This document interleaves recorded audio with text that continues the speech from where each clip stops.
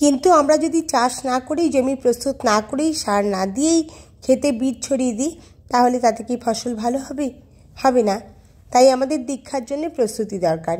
এই প্রস্তুতি থাকলে সুফল পাওয়া যাবে। এই কথাটি মনে রাখতে হবে।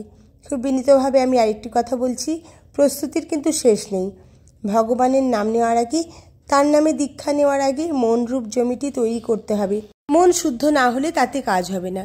সদাচার, বিনয়, শ্রদ্ধা এবং আগ্রহ সব মিলিয়ে মনকে প্রস্তুত করতে হবে। ভগবানের নাম নেওয়ার জন্য যদি অন্তরে ঠিক ঠিক আগ্রহ থাকে, তাহলে দীক্ষার পরিণাম হবে অপূর্ব।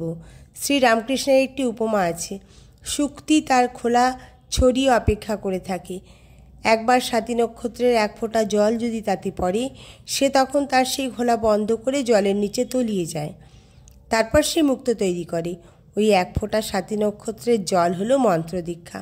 মন্ত্রদীক্ষা নেওয়ার আগে ওই রকম আগ্রহ নিয়ে নিজের অন্তরকে ওই শক্তির মতো উন্মুক্ত করে তত্ত্বকে গ্রহণ করবার জন্য অপেক্ষা করতে হয়। তাহলেই মন্ত্র জীবনে সফল হয়। সবসময় আমরা বলি, দীক্ষার সময়ও বলি, শ্রদ্ধা ভক্তি যদি না থাকে তাহলে দীক্ষার সার্থকতা আসে না। তাই আমাদের শ্রদ্ধাপূর্ণ হতে হবে, শ্রদ্ধা সহকারে মন্ত্রকে গ্রহণ করতে হবে। তবেই সেই বীজ ফুল ফলে সুশোভিত বৃক্ষে পরিণত হবে। সুতরাং মনে রাখতে হবে, দীক্ষার আগে প্রস্তুতি একান্ত প্রয়োজন। বস্তুত প্রস্তুতি ছাড়া কোনো কাজই হয় না। শাস্ত্রে বলা হয়েছে, দীক্ষার্থী গুরুর কাছ থেকে আদর্শটি নেওয়ার জন্যে সেবাপরায়ণ হয়ে, বিনীত হয়ে, ভক্তি নিয়ে নিজের জীবনকে শুদ্ধ পবিত্র করে যাবে।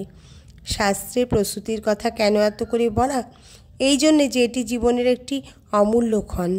যখন ভগবানের নাম আমাদের কাছে এসে উপস্থিত হচ্ছে, সেই নামটি আমাদের সাদরে হৃদয়ে গ্রহণ করে তাতে মন একাগ্র করে সেই শুক্তি বা ঝিনুকের মতো যদি অতল তলে ডুবে যেতে পারি, তাতে মগ্ন হয়ে যেতে পারি, তাহলে আমাদের ভিতরে পরম রত্ন তৈরি হবে।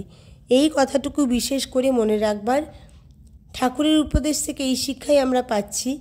গীতায় বলা হয়েছে, যে তপশ্চর্যা করেনি তাকে এই তত্ত্ব দেবে না, যে ভক্ত নয় তাকে দেবে না, যে শুশ্রূষু নয়, শুনতে আগ্রহশীল নয় বা সেবাপরায়ণ নয় তাকে দেবে না, আর যে ভগবানের প্রতি দ্বেষ রাগ মনে মনে পোষণ করছে তাকে দেবে না।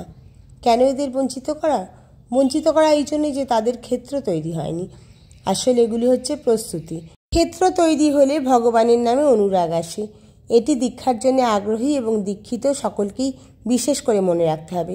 শাস্ত্রে এই জন্যে বলা হয়েছে, বিনয়ী হতে হবে, সেবাপরায়ণ হতে হবে, জীবনকে যথাসাধ্য শুদ্ধ পবিত্র রাখতে হবে। অনেকের একটি বিপরীত ধারণা আছে। তারা মনে করেন দীক্ষা নিলে তাদের দেহ মন শুদ্ধ হবে। এটি ভ্রান্ত ধারণা। দীক্ষা নিলে সেই দীক্ষাকে গ্রহণ করবার জন্য আমাদের হৃদয়কে আগেই পরিষ্কার করা দরকার। ভগবানকে যখন প্রতিষ্ঠা করতে হয়, তখন ভালো করে মন্দির মার্জনা করে চারিদিক শুদ্ধ পরিষ্কার পরিচ্ছন্ন করে তবে সেখানে ভগবানকে প্রতিষ্ঠা করা যায়।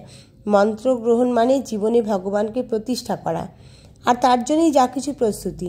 এই প্রস্তুতির বিষয়টি উপেক্ষা করলে, এই প্রস্তুতি না থাকলে আমাদের অন্তরে ভগবানকে প্রতিষ্ঠিত করা যাবে না। এই কথাটি বিশেষ করে মনে রাখতে হবে। আমরা ছোট ছেলে মেয়েদের দীক্ষা দিতে চাই না। অনেক সময় ভক্তরা খুব আগ্রহ করে তাদের 10-12 বছর বয়সে বা আরও কম বয়সী ছেলে মেয়েদের দীক্ষা দিতে অনুরোধ করেন। আমরা না বললে তারা দুঃখিত হন, বারবার অনুরোধ করেন। তারা বোঝেন না দীক্ষার উদ্দেশ্য কী। এই ছোট ছোট শিশুরা, তারা কি দীক্ষার জন্য প্রস্তুত? তাদের মন কি এই বিষয়ে ধারণা করবার জন্য তৈরি? সেসব কিছুই নয়। এসব দীক্ষা ছেলে খেলা করার আবদার।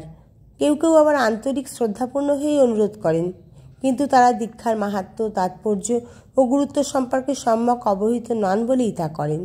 দীক্ষা নেওয়ার একটা অনুকূল সময় আছে। যখন মন দীক্ষা গ্রহণের জন্য ব্যাকুল হয়, তখন বোঝা যায় মন্ত্র গ্রহণ করার সামর্থ্য এসছে। একথা আগে মনে রাখলে উপকার হয়। মনে রাখতে হবে যে দীক্ষা জীবনের একটি গুরুত্বপূর্ণ ঘটনা। সুতরাং দীক্ষার বিষয়টি গুরুত্ব সহকারে নিতে হবে। একটি কথা বলছি, শুধু দীক্ষিতদের জন্য নয়, সকলকেই বলছি, দীক্ষা যেন আমাদের একটি স্ট্যাটাস সিম্বল না হয়ে যায়, বা দীক্ষাকে যেন স্ট্যাটাসের মাধ্যম হিসেবে না দেখা হয়। দীক্ষা যেন ভগবান লাভেরই মাধ্যম, তা যেন মনে থাকে। যারা দীক্ষা নিতে আসেন তাদের ভেতরে একটা গাম্ভীর্য থাকা দরকার। দীক্ষা যে জীবনের একটি বিশেষ ক্ষণ, সেটা মনে রাখা দরকার। গুরু হয়তো কোনো কথা বলছেন, যে কথা শোনা দীক্ষার্থীর খুব প্রয়োজন, কিন্তু তাদের সেদিকে মন নেই, তারা অন্য কথা ভাবছেন। এতে বোঝা যায় যে দীক্ষার গুরুত্ব সম্পর্কে তাদের